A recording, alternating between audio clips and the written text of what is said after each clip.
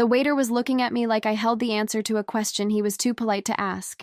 I was sitting at Maria in Manhattan, one of the most exclusive Italian restaurants in the city, where reservations took months to secure, and the average dinner cost more than most people's monthly rent. The dining room was all soft lighting and hushed conversations, the kind of place where deals were made and relationships were celebrated. Around me, couples leaned into each other over candlelight. Business executives sealed partnerships over bottles of wine that cost 4 figures. Everyone was there for something important. I was there watching my husband of 5 years have dinner with his mistress, and he'd just asked me to split the bill. Let me back up, because you need to understand how I got here. How a woman like me ended up in this situation. How someone who built a $42 million tech company from nothing could be blindsided by something so obvious. My name is Naomi Winters. I'm 33 years old, born and raised on the south side of Chicago by a single mother who worked 3 jobs to keep us afloat. I got a full scholarship to Northwestern, graduated top of my class, went to Columbia Business School, where I met the man who would become my husband. I founded my company, NextGen AI Solutions, 7 years ago, with $20,000 in savings and a vision for how artificial intelligence could transform enterprise operations. Now we employ 83 people, serve clients across 6 continents, and last year we did $42 million in revenue. This year we're projected to hit $70 million. Forbes put me on their 30 under 30 list when I was 29. Fortune followed with a feature about Black women in tech leadership. I've given 3 TED Talks, sit on 4 corporate boards, and have an office in Tribeca with floor-to-ceiling windows overlooking the Hudson River. I'm everything I dreamed of becoming when I was that scared kid from Chicago wondering if I'd ever escape poverty. And 5 years ago, I married Adrian Winters. We met at Columbia during an entrepreneurship seminar. He was in his 2nd year, I was in my 1st, and when the professor asked us to pair up for a project, Adrian chose me. He was charming, confident, supportive of my ambitions in ways that felt rare among the men in our program. While other guys dismissed women's business ideas or tried to take credit for our contributions, Adrian actually listened. He asked good questions. He respected my vision. We started dating 3 months into the semester. He was there when I came up with the initial concept for NextGen. He helped me refine my pitch deck. He celebrated with me when I got my first client. When I was working 100-hour weeks getting the company off the ground, he brought me dinner and reminded me to sleep. When investors passed on funding my company, he held me while I cried and then told me they were idiots who couldn't see brilliance when it was right in front of them. He felt like a partner, like someone who saw my worth and wanted to build something together. We got married at the Plaza Hotel in a ceremony that made it into Manhattan Bride magazine. It was beautiful, elegant, everything I'd dreamed of as a little girl. My mother cried through the entire ceremony. Adrian's family welcomed me warmly. Everyone said we were the perfect power couple. For the first few years, it felt true. We were both ambitious, both driven, both building our careers.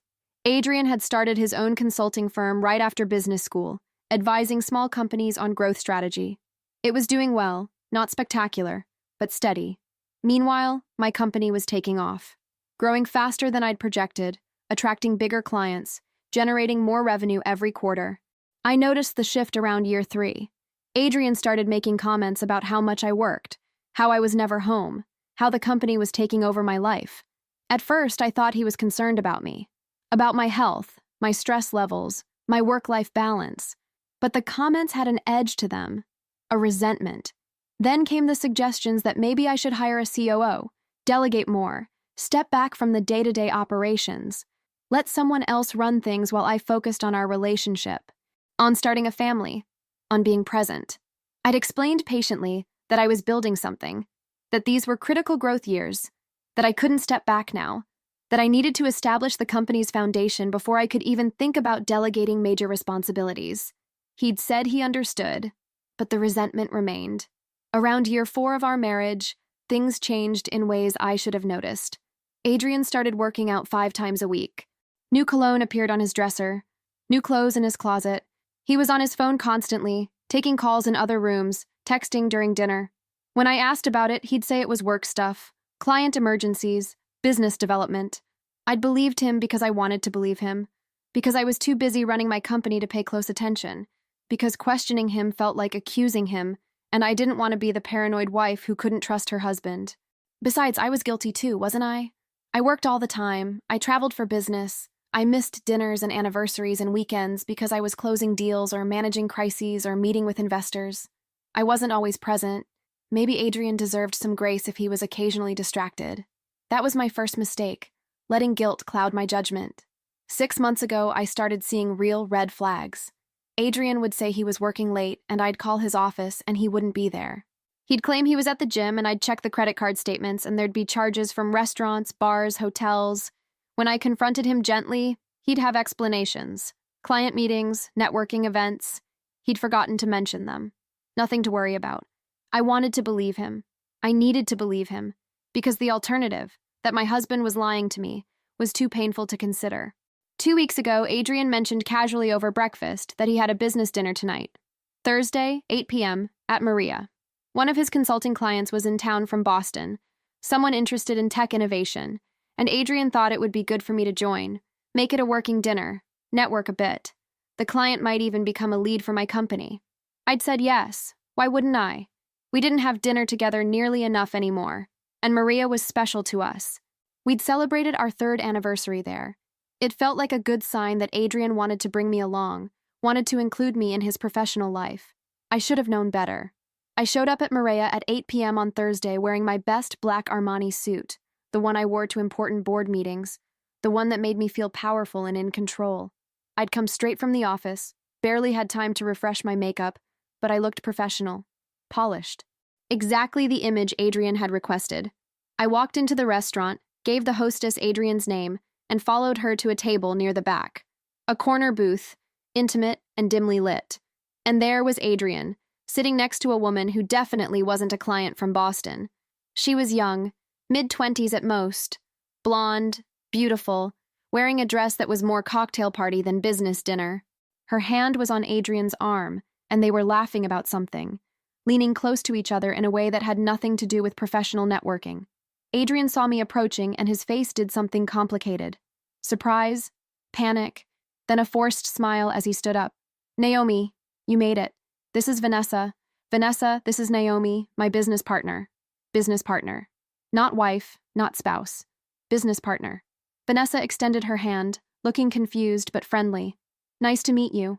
Adrian's told me so much about your company. The work you're doing with AI sounds fascinating. I shook her hand, my mind racing. Business partner. Adrian had introduced me as his business partner, which meant he hadn't told Vanessa he was married, which meant this wasn't a business dinner. This was a date, and I was the awkward third wheel he hadn't planned for. Or had he? I looked at Adrian, at the way he was avoiding my eyes, at the slight smirk playing at his lips, and I realized something stunning. He knew I'd come. He'd invited me. He wanted me here for this. Why? Sit, Adrian said, gesturing to the empty chair across from them. Vanessa was just telling me about her work in fashion. She's a buyer for Bergdorf's. Naomi, you'd love hearing about her approach to trend forecasting. It's very data-driven. I sat. Ordered wine when the waiter appeared. Made polite conversation while my brain worked overtime trying to understand what was happening. Adrian was on a date, with me present, pretending I was his business colleague while he openly flirted with another woman right in front of me. The audacity was breathtaking. Over the next 90 minutes, I played along, asked Vanessa about her work, discussed fashion and technology and the ways AI could revolutionize retail, watched Adrian touch her arm, laugh at her jokes, order wine and appetizers like this was the most natural thing in the world. Vanessa seemed genuinely nice, sweet even. She had no idea she was on a date with a married man, had no idea his wife was sitting across the table watching him perform infidelity in real time. I should have said something, should have told her right then who I really was. But something held me back. Curiosity, maybe. Wanting to see how far Adrian would take this. Wanting to understand the full scope of his betrayal before I acted. So I waited, and watched, and planned. Dinner came. 3 perfectly plated entrees. The conversation continued. Vanessa was warming up to me, treating me like a potential friend, asking about my company, and genuinely engaging with my answers. Adrian kept steering things back to her, asking about her life, her interests, her plans for the future. It was a masterful performance of someone deeply interested in getting to know a woman better. Dessert arrived, then coffee. The evening was winding down, and then the waiter brought the check. Adrian barely glanced at it before sliding it toward me. Naomi, would you mind grabbing this? I'll Venmo you my half. I forgot my wallet at home. The table went quiet. I looked at the check. $273.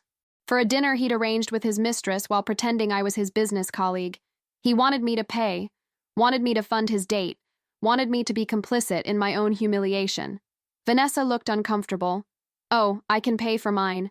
No, no. Adrian cut in smoothly. Business dinner. The company handles it. Right, Naomi? You can expense this. All eyes were on me. The waiter was waiting. Vanessa was reaching for her purse. Adrian was looking at me with absolute confidence that I'd go along with this, that I'd pay the bill, smile, play my role, and deal with it later in private like a good wife should. He'd underestimated me. I opened my purse slowly, pulled out the Black American Express card, the one in my name, Naomi Winters, linked to our joint bank account.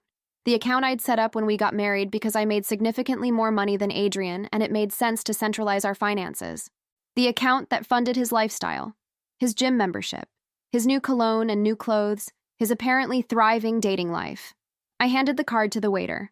Put it all on here, thank you. Adrian's smile widened. Thanks, babe. Thanks, Naomi. Sorry, force of habit. We've known each other for so long. The slip was intentional. Testing. Seeing if Vanessa would catch it. She didn't. Just smiled politely and sipped her coffee. The waiter took my card and disappeared. I excused myself to use the restroom. And in that bathroom, standing in front of the mirror in my Armani suit with my perfect makeup and my successful life, I made a decision.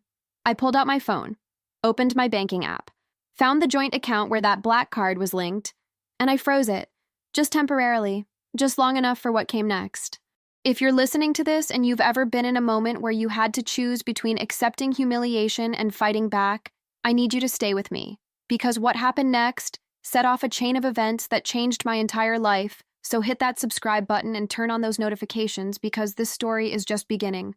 I walked back to the table, sat down, smiled at Vanessa and Adrian, waited.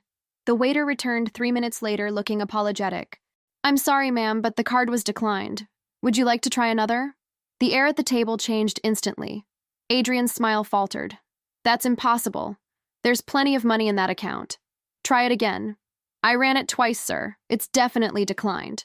Naomi, what's going on? Adrian's voice had an edge to it now. I looked at him calmly. I don't know. Maybe there's a hold on the account, or maybe someone maxed it out. You have access to it too, right? I haven't touched it in months. Then I don't know what to tell you. That's the only card I have that's linked to our personal account. Everything else is business accounts, and I can't use those for personal dinners. The word "our" hung in the air. Vanessa's eyes widened. Our account? I turned to her with a sympathetic smile. Oh, sweetie, did Adrian not explain?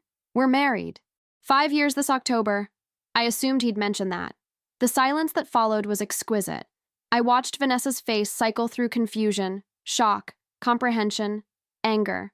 Watched her push back from the table, her chair scraping loudly against the floor. You said you were divorced, she said to Adrian, her voice rising. You said your ex-wife was your business partner, that you'd stayed friendly for professional reasons. Vanessa, let me explain. Explain what? That you're married? That you brought your wife to our date? That you tried to make her pay for it? She grabbed her purse, her hands shaking. Don't ever contact me again. She stood, and for a moment I thought she might throw her water in Adrian's face. Instead, she just looked at him with pure disgust and walked out. Several nearby tables had stopped their conversations to watch. I could feel eyes on us, could feel the whispers starting. The CEO and her cheating husband. Drama at Maria. This would be office gossip by morning. Good. Let them talk. Adrian turned to me, fury replacing the panic in his eyes. What the hell was that? That was me stopping you from humiliating me further. You brought me to your date, Adrian. Your date. You introduced me as your business partner and then asked me to pay for the privilege of watching you cheat on me. I wasn't cheating. You've been dating her for how long? Weeks? Months? Don't bother lying. I know there have been others. I've known for a while. His jaw clenched. If you knew, why didn't you say something? Because I wanted to see how far you'd go, how brazen you'd be. And congratulations, you exceeded my expectations. Bringing me along to play cover for your affair while making me foot the bill? That's a new low even for you. This is ridiculous. You're making a scene over nothing. Over nothing? You just tried to scam your wife into paying for your mistress's dinner while pretending I didn't exist. The waiter returned, looking deeply uncomfortable. "Excuse me, but we still need to settle the bill." I pulled out my phone, unfroze the account with a few taps. "Try the card again, please." He took it back reluctantly. Returned 3 minutes later, looking relieved. "It went through this time.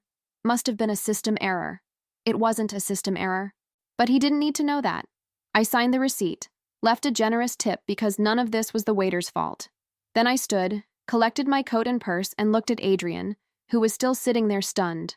"We need to talk," he said. "No, we need a divorce. I'll have my attorney contact you tomorrow. Don't come home tonight. Actually, don't come home at all. I'm changing the locks." "Naomi, you're overreacting. I'm underreacting. I should have done this months ago. But I was busy.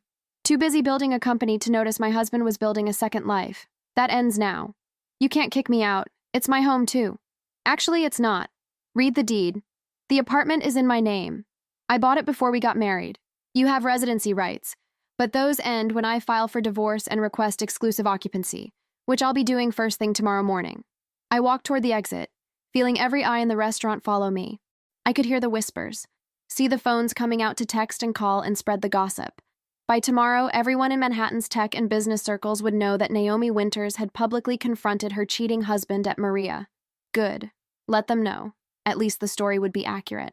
I took a cab back to our apartment in Tribeca, the building where Adrian and I had lived for 3 years, a luxury high-rise with doormen who knew us by name and amenities that felt like a 5-star hotel. I'd bought this place 6 months before our wedding with the proceeds from my company's first major funding round. Put both our names on it because that's what you did when you got married. You combined lives, shared assets, built together. I'd been an idiot. The apartment was empty. I kicked off my heels, poured myself a very large glass of wine, and sat on the couch looking out at the Manhattan skyline. My phone was buzzing constantly.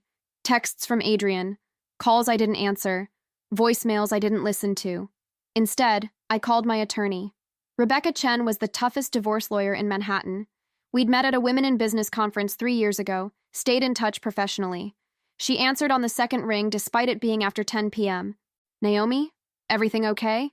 I need to file for divorce. Tomorrow morning if possible." A pause. Professional assessment clicking into place. What happened? I told her everything. The dinner, the date, Adrian's mistress, the humiliation of being made to pay. She listened without interrupting, and when I finished, I heard her typing. "I can file first thing tomorrow. New York is a no-fault state, but evidence of adultery strengthens your position. Do you have proof?" "I have Vanessa. I have the restaurant staff who witnessed everything. I probably have phone records and credit card statements showing other indiscretions. But honestly, Rebecca, I don't even care about building a case. I just want him gone. Fast, clean, out of my life." "What about assets?" I thought about that. "The apartment is mine. Bought before marriage. My company is mine. Founded before marriage. We have joint accounts, but nothing significant. He has his consulting business. We can split the joint accounts down the middle. I don't want anything of his, and he's not getting anything of mine. He might fight. The apartment has appreciated significantly. Your company has grown. He could argue he's entitled to some of that increase. I have a prenup. You wrote it. I did. And it's bulletproof. But he could still make noise. Try to drag things out. Make it expensive and difficult. Let him try. I have more money, better lawyers, and a cleaner narrative. He cheated. Multiple times. I caught him. That's the story. If he wants to fight, I'll bury him." Rebecca was quiet for a moment. Then, "I'll file tomorrow. Expect to serve him by end of day. And Naomi, document everything. Every text, every call, every attempt at contact. We might need it." After we hung up, I poured another glass of wine and started going through Adrian's things. Not out of spite, out of necessity. I needed to understand the full scope of his betrayal. Needed to know what I was dealing with. I started in his home office, the room where he supposedly worked on client projects, where he took those private phone calls, where he'd spent so many evenings behind a closed door while I assumed he was building his business. His laptop was sitting on the desk. I knew his password. We'd always had each other's passwords. Transparency in marriage and all that. Another thing I'd been naive about. I opened his email first. Found hundreds of messages from Vanessa dating back 3 months. But not just Vanessa. There was a Lauren, a Sophie, a Christina, a Melissa. Different women, different timelines, all overlapping. Some conversations going back over a year. My hands started shaking as I read through them, message after message of Adrian arranging dates, making promises, spinning elaborate lies about who I was. Sometimes I was his business partner, sometimes his ex-wife, sometimes his sister. Once, horrifyingly, just a friend he occasionally slept with. He'd been living multiple lives, not just two, multiple. And I'd been so focused on building my company, on proving myself, on being successful, that I'd completely missed my husband building an entire alternate reality. I found receipts next, dinners at restaurants I'd never been to, hotels I'd never stayed at, jewelry purchases from Tiffany's and Cartier, gifts I'd never received. Trips he'd taken that he'd claimed were for work, but credit card statements showed were in romantic destinations with charges at couples' resorts. The evidence was overwhelming, damning, more than enough for the divorce. But I kept digging because I needed to know everything, needed to see the full picture of who Adrian really was behind the supportive husband mask. In a folder buried in his documents, I found something that made my blood run cold. Files labeled Naomi Business Docs. Inside were copies of my company's financial statements, client contracts, strategic plans, proprietary technology documentation, sensitive information that Adrian had no legitimate reason to possess. I checked the dates. He'd copied these files 3 months ago, right around the time I'd mentioned to him that we were considering going public, that investment banks were reaching out about a potential IPO. Why would he need my company's private financial information? What was he planning to do with it? I kept searching, found another folder. Competitive research.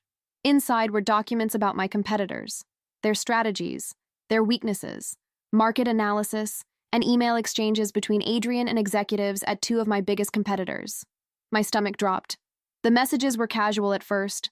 Old business school connections reconnecting, coffee invitations, friendly catch-ups. But they escalated. Adrian mentioning he had insights into my company, the competitors expressing interest, meeting invitations being accepted. The most recent email was from 2 weeks ago. Adrian confirming a meeting scheduled for next Wednesday with the CEO of TechVision, one of my primary competitors. Subject line, opportunity to discuss Naomi's operations. He was going to sell my company's secrets. Was planning to trade proprietary information for what? A job? A consulting contract? Money? Whatever it was corporate espionage. It was betrayal on a level beyond personal. This was criminal. I called Rebecca back immediately. I found something. Adrian copied my company's proprietary information. He's been meeting with my competitors. I think he's planning to share confidential data. Can you prove it? I have the files he copied. I have email exchanges. I have a meeting scheduled for next week between him and my biggest competitor. Naomi, this is serious. This is beyond divorce territory. This is potentially criminal. We need to loop in corporate counsel, maybe law enforcement. I know. I'm calling my head of security next. But Rebecca, I need you to understand something. I don't just want a divorce. I want to destroy him. I want him to understand that you don't betray me and walk away unscathed. Can you help me do that? What exactly are you asking? I'm asking if we can use this. All of it. The affairs, the corporate espionage, everything. I want to make sure Adrian never works in this industry again. I want to make sure everyone knows what he did. I want consequences that match the betrayal. Rebecca was quiet for a long moment.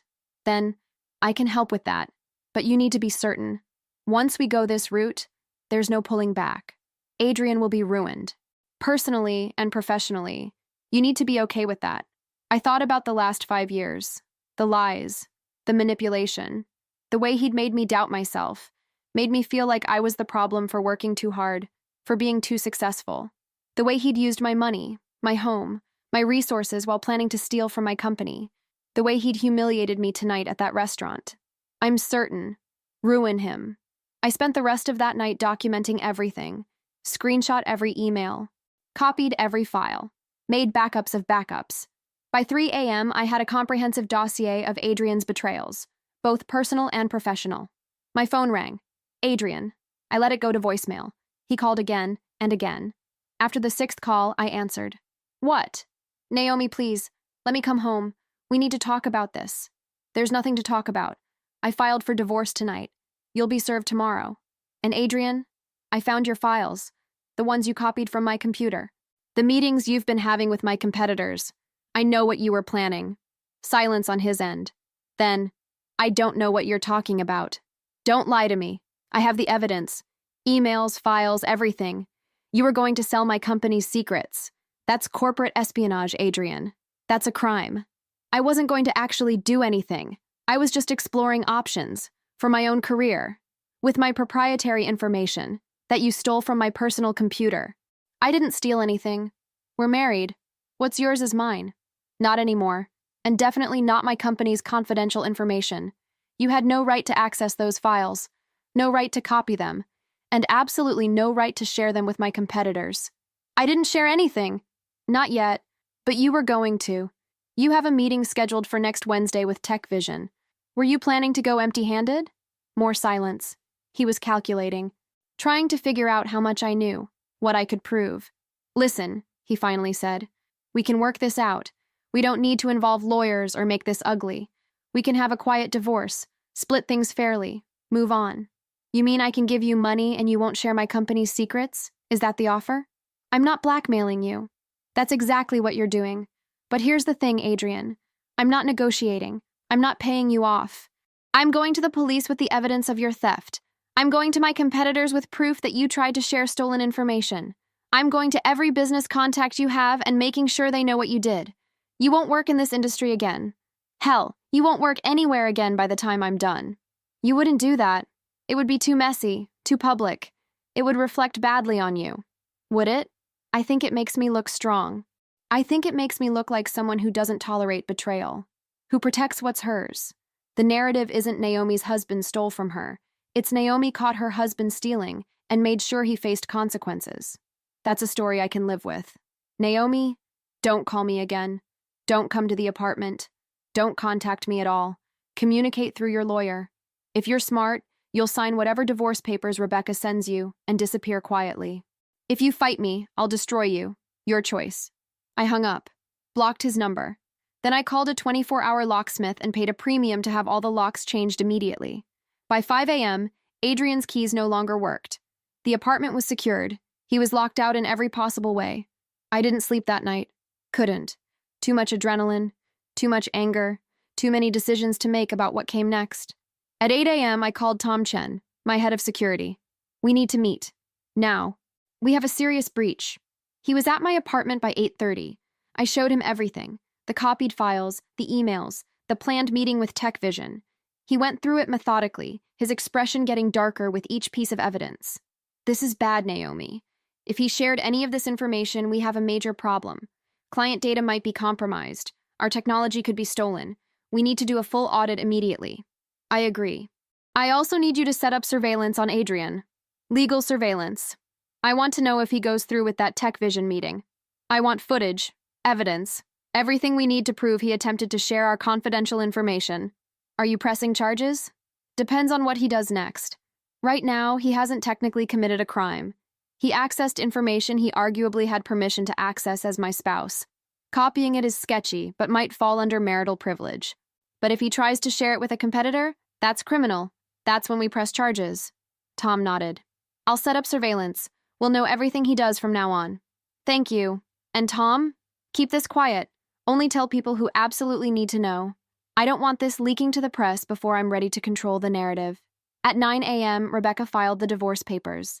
By 11, a process server had delivered them to Adrian at his office. By noon, my phone was ringing with calls from concerned friends who'd heard through the grapevine that I was getting divorced. I didn't answer most of them.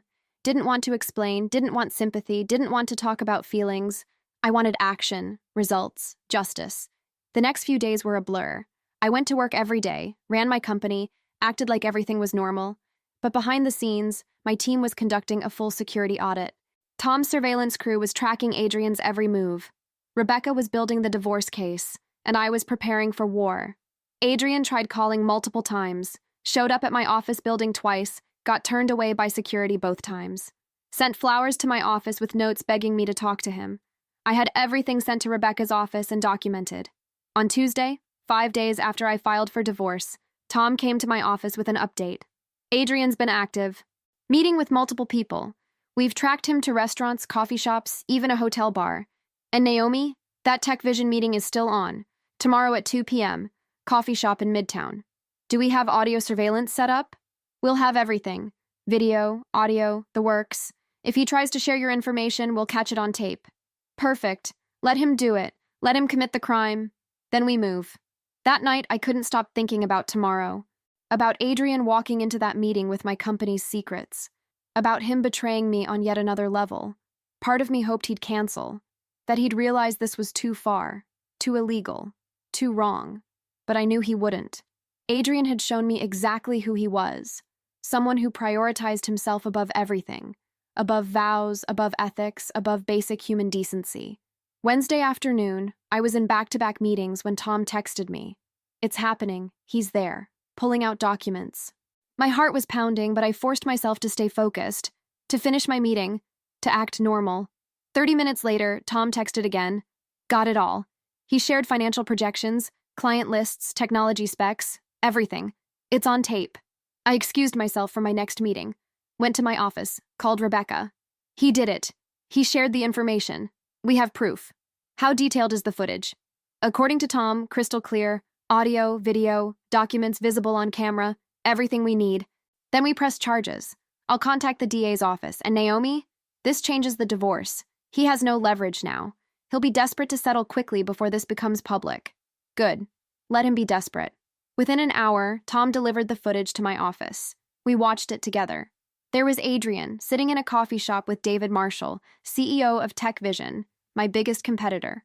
Adrian pulled out printed copies of my company's documents. Financial projections showing our revenue growth, client lists with contact information and contract values, technical specifications for our proprietary AI algorithms.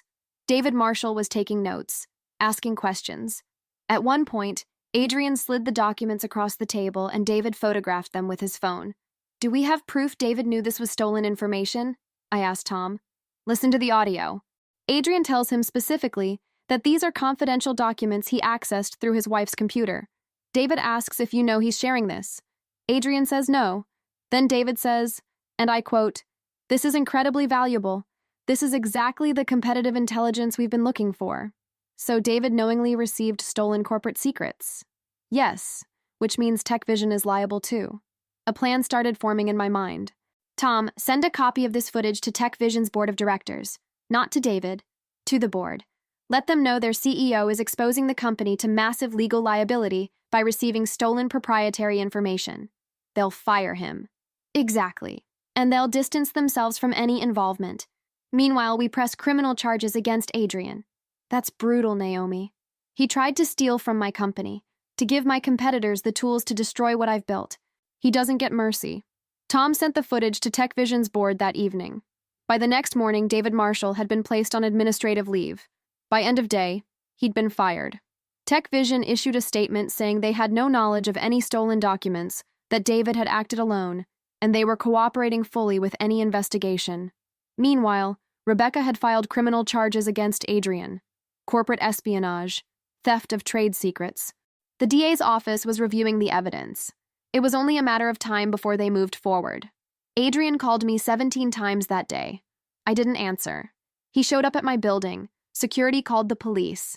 He sent emails, texts, messages through mutual friends, all desperate, all begging me to drop the charges, to talk to him, to work this out.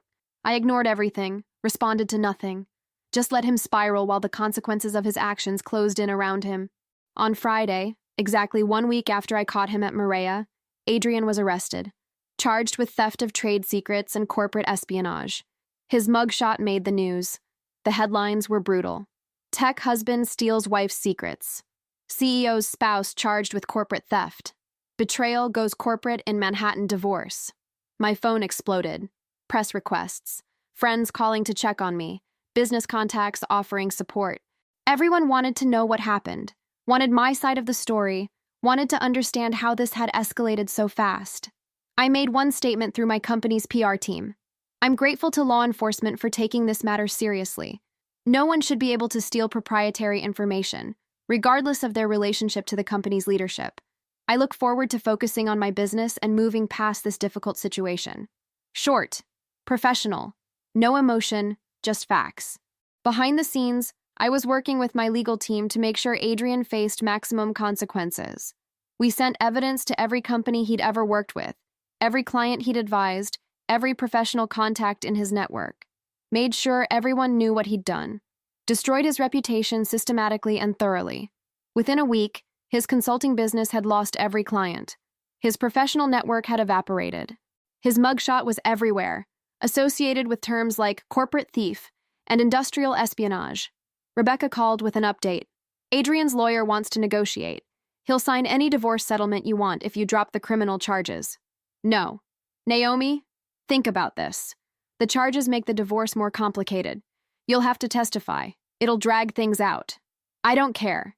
He needs to face criminal consequences. This wasn't just personal betrayal. He tried to steal from my company, to give my competitors tools to destroy what I've built. That's not something you negotiate away. Are you sure? Completely sure. Let the DA proceed. Let Adrian face trial. I'll testify. I'll sit in that courtroom and explain to a jury exactly what he did. And I'll smile while they convict him. The divorce proceeded separately from the criminal case. With Adrian facing prison time and no leverage, he signed everything Rebecca put in front of him. I got the apartment, obviously. My company remained entirely mine. The joint accounts were split down the middle, which gave him about $70,000. That was it. That was all he walked away with from 5 years of marriage. Well, that and criminal charges. The trial happened 6 months later. Adrian's lawyer tried to argue that he'd had permission to access the files as my spouse, that there was no theft, just a marital dispute. The jury didn't buy it. The evidence was too clear. Adrian had copied files, had shared them with competitors, had photographed them sharing them, had explicitly told David Marshall the information was confidential. They convicted him on all counts. The judge sentenced him to 3 years in prison, though he'd likely serve 18 months with good behavior. I sat in that courtroom and watched the sentence handed down and felt nothing. No satisfaction, no vindication, just emptiness. Adrian had destroyed everything. His career, his freedom, his future. And for what? For affairs with women who didn't know he was married? For a failed attempt to steal from my company? For pride or spite or whatever misguided motivation had driven him? It was such a waste. After the sentencing, reporters caught me on the courthouse steps, microphones in my face, cameras rolling. Everyone wanted a quote. Justice was served today, I said simply. No one is above the law, not even a spouse. I hope this case sends a message that corporate theft has serious consequences. Then I got in my car and went back to my office, back to running my company, back to the life I'd built that Adrian had tried to destroy. If you've stayed with me this far, if you've heard this whole story about betrayal and revenge and justice, you might be wondering what comes next. Whether I found happiness after all this, whether the anger ever faded, whether I learned to trust again. Stay with me because this story has more chapters and they're about rebuilding what was broken. Make sure you're subscribed with notifications on because the second half of this journey is about more than revenge. The year after Adrian's conviction was strange. My company was thriving. We'd gone public 6 months after the trial, and the IPO had been wildly successful. Overnight, my net worth went from comfortable to extraordinary. Forbes wrote about it. Wall Street Journal ran a feature. I was suddenly not just successful, but wealthy. Really wealthy. The kind of money where you stop thinking about prices and start thinking about legacy. But personally, I was a mess. I threw myself into work, pulling 80-hour weeks, taking every meeting, pursuing every deal. My friends worried I was burning out.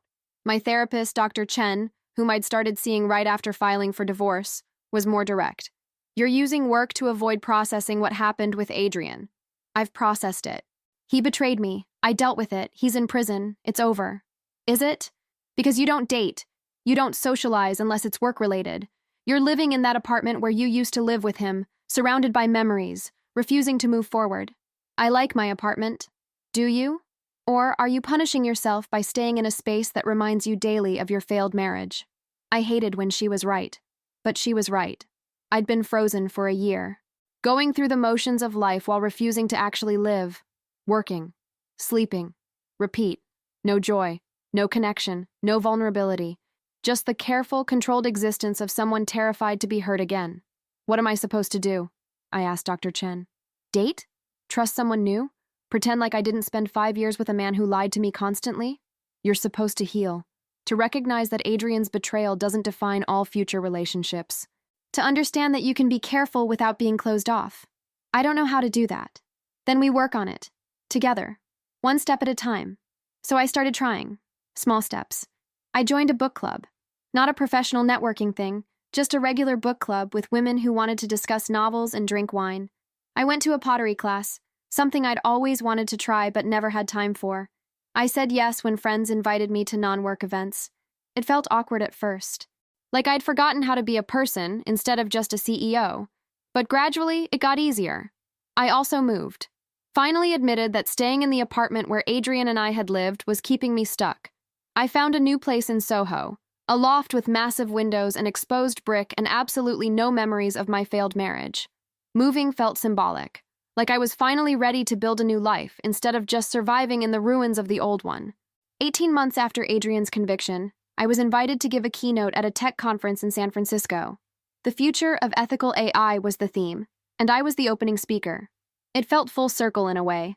My company had started with a vision for ethical AI development. Now, after everything that had happened, I had a platform to talk about ethics not just in technology, but in business, in relationships, in life. The keynote went well. Standing ovation. Good press. The kind of professional validation that used to be all I needed to feel successful. But walking off that stage, I realized something had shifted. Professional success wasn't enough anymore. I wanted more. Connection. Purpose beyond my company. Maybe even love, though the thought terrified me. At the VIP reception after the keynote, a man approached me. He was tall, black, probably early 40s, with kind eyes and an easy smile. He looked familiar, but I couldn't place him. Naomi Winters. That was an incredible speech. Thank you. I'm sorry, have we met? Marcus Reed. I run a venture capital firm here in San Francisco. We've been following your company for years. Very impressed with what you've built. Marcus Reed. I knew the name. His firm, Reed Capital, had a reputation for ethical investing, for supporting diverse founders, for being patient and strategic rather than pushing for quick exits. They'd reached out to me before my IPO, but I'd been too distracted with the divorce and trial to take the meeting. I know your firm. Great portfolio. Thanks. Listen, I know this is probably not the time or place, but I'd love to take you to dinner tomorrow night if you're still in town. Talk about the ethical AI space. Get your thoughts on some trends we're seeing. Every instinct told me to say no, to keep things professional, to avoid any situation that might lead to complications. But something about Marcus felt different, safe, genuine, like he actually wanted to talk about AI ethics, not hit on me under the guise of networking. Dinner would be fine, business dinner. Of course, let me send you details about a great place in Nob Hill. Italian, okay? Perfect. We exchanged information. He walked away, and I stood there wondering if I'd just made a terrible mistake or a brave choice. The next evening, I showed up at the restaurant Marcus had suggested. It was elegant, but understated. The kind of place where serious people had serious conversations without needing to perform. Marcus was already there, and he stood when I approached. Naomi, thanks for coming. Thanks for the invitation. We ordered wine, made small talk about the conference, about San Francisco, about the differences between Bay Area and New York tech cultures. Then Marcus shifted to business. I wanted to talk to you about something we're seeing in the market. AI companies are scaling incredibly fast, but a lot of them are cutting corners on ethics, not thinking about algorithmic bias, privacy concerns, long-term social impact. Your company is different. You've been profitable and responsible from the start. That's rare. It's intentional. I've always believed technology should solve problems, not create them. Exactly. Which is why I wanted to connect. We're putting together a consortium of AI companies focused on ethical development. Companies that prioritize responsible innovation over quick profits. We're calling it the Responsible AI Coalition. I think your company would be an ideal founding member. We talked for 2 hours. About AI ethics, about industry standards, about how to balance growth with responsibility. It was the kind of conversation I loved. Deep, meaningful, about something bigger than individual success. As dinner wound down, Marcus said something unexpected. I read about what happened with your ex-husband. The trial. I'm sorry you went through that. My walls went up immediately. That's personal, not relevant to business. You're right, it's not. But I mentioned it because I went through something similar 5 years ago. My ex-wife cheated on me with my business partner, cleaned out our joint accounts and disappeared with him. Took me years to trust anyone again. So I just wanted you to know that I get it. The betrayal. The paranoia. The difficulty letting people close. I studied his face, looking for manipulation, for angles, but I only saw honesty, shared experience, someone who understood what it felt like to be betrayed by the person you trusted most. How did you move past it? Therapy helped. Time. Building a life I was proud of regardless of whether anyone was in it with me. And eventually, very slowly, opening up to the possibility that not everyone would hurt me. Are you there yet? At the opened up part? He smiled. Getting there. Still careful, still selective, but I'm not as closed off as I was 3 years ago. We paid the bill, walked outside into the cool San Francisco night. Marcus offered to drive me back to my hotel. I accepted, surprising myself. In the car, he said, I'd like to see you again, not just for business, for dinner, for conversation, for whatever this could become if you're open to it. My heart was racing. Part of me wanted to say yes immediately. Part of me wanted to run. I'd sworn off relationships, decided I was better alone. But sitting next to Marcus, feeling that pull of connection, I wondered if alone forever was really what I wanted. I'm not looking for anything serious, I said carefully. I'm not asking for serious. I'm asking for a chance to get to know each other.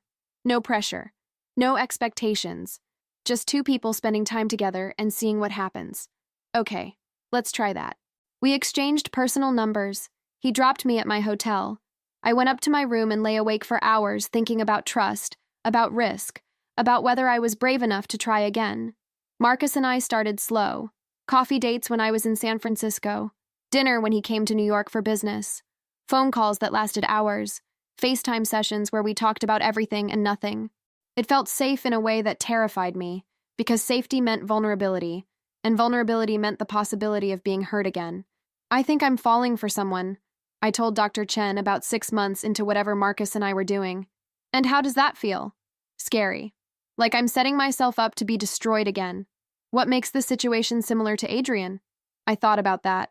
Nothing, really. Marcus is transparent. He doesn't hide his phone. He introduces me to his friends and family. He talks about his past honestly. There are no secrets. So what's different? Everything. But that almost makes it worse. Because with Adrian, there were red flags I ignored. With Marcus, there are no red flags.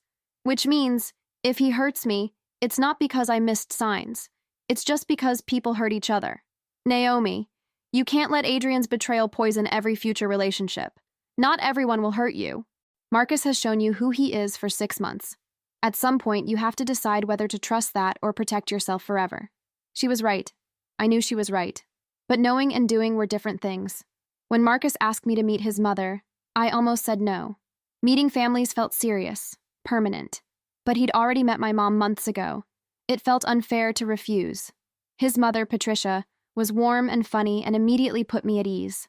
She told embarrassing stories about Marcus as a kid, showed me photos, made it clear she approved of me without being pushy about it. He's been hurt before, she told me quietly while Marcus was in the kitchen. But I've never seen him this happy. You're good for him. I'm scared I'll hurt him, or he'll hurt me. I'm not sure I know how to do this anymore. Nobody knows how to do it. You just do it. You show up. You're honest. You try. That's all any of us can do. After a year of dating, Marcus flew to New York for the weekend. We spent Saturday exploring the city, having dinner at a tiny Italian place in the West Village, walking through Washington Square Park. It felt easy, natural, like we'd been doing this forever. That night, back at my Soho loft, Marcus said, I love you. 3 words. Simple. Terrifying. The last time someone had said those words to me, they'd been lying. Adrian had said he loved me while sleeping with multiple women, while planning to steal from my company, while destroying everything we'd built. But Marcus wasn't Adrian. I love you too, I said, and meant it. We dated for another year before he proposed. Nothing dramatic, just a quiet evening at my place. Both of us on the couch, him turning to me and saying, I want to build a life with you. Will you marry me? Every instinct screamed to say no, to protect myself, to avoid the risk. But I thought about the last 2 years, about Marcus showing up consistently, about the way he supported my career without being threatened by it, about how he'd never once lied to me about anything, even small things. Yes, I said, but we're getting a prenup. He laughed. I'd be insulted if you didn't. We got married 18 months later, small ceremony in Napa Valley, just family and close friends, no press, no magazine spreads, just us, making promises we both intended to keep. My mother cried through the entire ceremony. My best friend Melissa, who'd supported me through the Adrian nightmare, gave a toast about never seeing me this happy. Marcus's family welcomed me with open arms. It felt right in a way my first wedding never had. No performance, no trying to convince anyone of anything. Just two people who'd been through their own versions of hell and decided to build something better together. We split our time between New York and San Francisco, built a life that honored both our careers and our relationship. Had hard conversations when things got difficult instead of letting resentment build. He knew about my trust issues. I knew about his. We worked through them together. 3 years into our marriage, my company was acquired for $1.2 billion. I'd built something extraordinary. Proved that ethical AI could be both profitable and impactful. Proved that you could be betrayed and come back stronger. I stayed on as CEO for 2 more years post-acquisition, then stepped down to focus on other ventures. Started a nonprofit funding tech education for underprivileged kids, joined boards, advised startups, invested in companies run by women and people of color. And I was happy. Really, genuinely happy. Not performing happiness. Not pretending everything was fine. Actually happy in a way that came from building a life I loved with someone I trusted. 5 years after my divorce from Adrian, I ran into him on a street in Manhattan. Complete accident. We were both walking down Fifth Avenue, coming from opposite directions. He saw me first. Naomi. I turned, took him in. He looked older, worn down, like prison and consequences had aged him in ways time alone couldn't. Adrian. You look good. I heard about the acquisition. Congratulations. Thank you. Awkward silence. People flowed around us on the busy sidewalk. The city moving forward while we stood still. I'm sorry, he said. For everything. I was a terrible husband. You deserved so much better. I looked at him.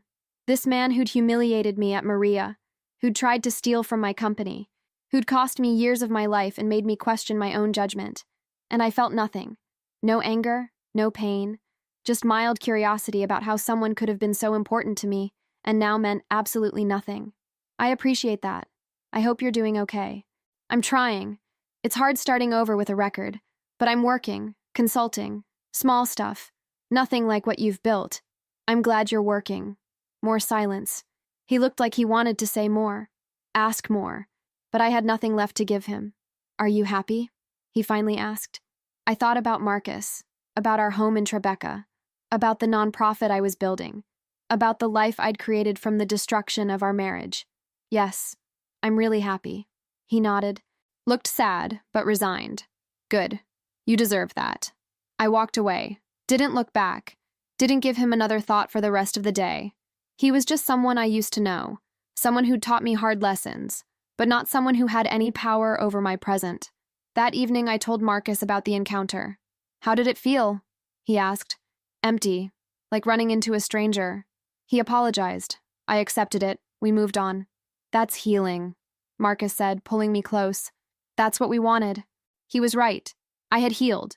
The scars were still there. I still had moments where old paranoia crept in. But they were rare now. Most days I just lived. Loved. Built. Created. Without the weight of Adrian's betrayal dragging me down. It's been 8 years now since that dinner at Maria. 8 years since Adrian tried to make me pay for his date with Vanessa. 8 years since I froze that black card and exposed his lies. People sometimes ask if I regret how I handled it. If I wish I'd been more private, more forgiving, less ruthless. The answer is always no. I'm proud of how I handled it. I exposed him publicly because that's how he humiliated me. I pursued criminal charges because what he did was criminal. I destroyed his reputation because he tried to destroy my company. Every action I took was proportional to what he did. Did it cost me something? Sure. The divorce and trial were public. My personal life became gossip. Some people judged me for being cold, calculated, vindictive, but those same qualities made me successful in business. I wasn't going to apologize for applying them to my personal life. Adrian taught me valuable lessons. He taught me to trust my instincts, to verify what people tell me, to protect what's mine with the same ferocity I bring to protecting my company, to never confuse love with loyalty when someone shows you they're capable of neither. But Marcus taught me something more important. He taught me that not everyone lies. That vulnerability isn't weakness when you choose the right person. That love can be safe. That happy endings aren't just for movies. I'm 41 now. My nonprofit has funded tech education for over 10,000 kids. I sit on 6 boards. I speak at conferences worldwide about ethical AI, about women in tech, about surviving betrayal and building something better. Marcus and I adopted 2 kids.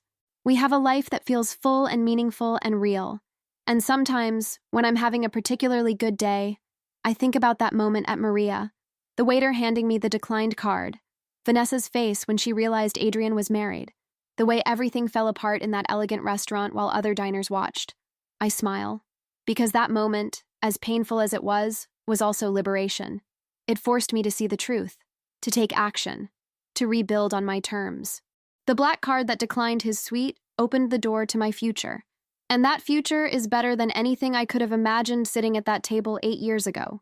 If you're going through something similar right now, if you're in your own version of that restaurant moment wondering how you'll survive, I need you to hear this. You will survive. It will hurt like hell. It will be messier than you want. It will require strength you don't think you have. But you have it. You have exactly what you need to rebuild something extraordinary. So take control. Expose the truth. Protect your assets. Trust your instincts. Pursue justice if that's what you need. And then, when the dust settles, build a life so good that your betrayer becomes irrelevant. That's what I did. That's what you can do too. The best revenge isn't staying bitter. It's building a life so beautiful that your ex becomes a footnote, a cautionary tale, someone who once mattered and now doesn't. I survived. I thrived. You will too. And if this story helped you, if it gave you courage or validation or just the satisfaction of hearing about someone who fought back and won, make sure you're subscribed with notifications on. Because we all deserve to know we're not alone in our worst moments. We all deserve to hear that survival is possible, that happiness is possible, that the people who hurt us don't get to write the endings of our stories. We write those ourselves, I promise.